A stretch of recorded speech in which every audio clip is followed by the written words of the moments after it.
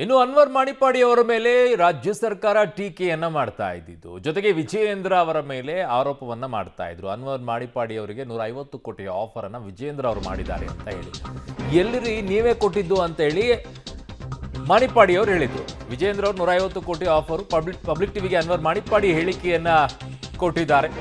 ನಾನು ಉಲ್ಟಾ ಹೊಡೆಯುತ್ತಿಲ್ಲ, ನನ್ನ ಮಾತಿಗೆ ನಾನು ಬದ್ಧನಾಗಿದ್ದೇನೆ ಅಂತ ಅನ್ವರ್ ಮಾಣಿಪ್ಪಾಡಿ ಅವರು ಮಾತನಾಡಿದ್ದಾರೆ. ನನ್ನ ವರದಿಯ ಭಯ ಇರೋದು ಕಾಂಗ್ರೆಸ್ನವರಿಗಿದೆ. ನನ್ನ ವರದಿಯನ್ನ ಕಾಂಗ್ರೆಸ್ನವರು ಒಪ್ಪಲು ಸಾಧ್ಯವಿಲ್ಲ. ಕಾಂಗ್ರೆಸ್ನವರು ನಿಜವಾಗಿಯೂ ಕೂಡ ಒಪ್ಪೋದಾದ್ರೆ ಆಚೆ ಬಿಡಿ, ನೋಡೋಣ.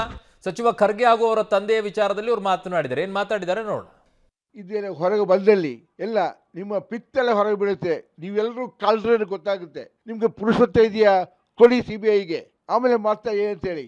ನಾನು ತಿರುಗಿ ಹೊಡಿತೇನೆ. ನಿನ್ನೆ ಕೂಡ ನನ್ನ ಹೇಳಿಕೆಯಲ್ಲಿ ಹೇಳಿದ್ದೆ. ನಾನು ಕಿರಿ ಕಾಯಿಸ್ ಹೌದು, ವಿಜೇಂದ್ರ ಕೂಡ ಬೈದಿದ್ದೆ. ನಾನು ವಿಜೇಂದ್ರ ಮೇಲೆ ಆರೋಪ ಮಾಡಿದ್ದೆ ನಾನು. ಆದರೆ ಆಮೇಲೆ ಒಂದು 2-3 ಆದಮೇಲೆ ಗೊತ್ತಾಯ್ತಂಗೆ ವಿಜೇಂದ್ರ ನನ್ನ ಡೆಪ್ತ್ ನೋಡಲಿಕ್ಕೆ ನಾನು ಎಷ್ಟರ ಮಟ್ಟಿಗೆ ಇಲ್ಲಿ ಗಟ್ಟಿಯಾಗಿದ್ದೇನೆ ಹೇಳಲಿಕ್ಕೆ ಅವನು ಮಾತು ಹೇಳಿದ್ರು ವಿನ ಅದು ಆ್ಯಕ್ಚುಲಿ ಮಾಡಬೇಕಂತೇಳಿಲ್ಲ. ನಿಮ್ಮ ಕಾಂಗ್ರೆಸ್ನವ್ರು ಎಷ್ಟು ಮಂದಿ ಎಷ್ಟೆಷ್ಟು ಕೋರ್ಟ್ಗಳನ್ನು ನುಂಗಿದ್ದೀರಂತ, ಅದಕ್ಕೆ ನೀವು ಒಪ್ಪಲೇಬೇಕು. ಅದರಲ್ಲಿ ಅರ್ಥ ಇಲ್ಲ.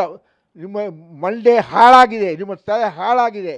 ಅದಕ್ಕೋಸ್ಕರ ನೀವು ಸುಪ್ರೀಂ ಕೋರ್ಟು, ಹೈಕೋರ್ಟು, ಲೋಕಾಯುಕ್ತ ಒಪ್ಪಿದ ವರದಿಯನ್ನು ನೀವು ಒಪ್ತಾ ಇಲ್ಲ.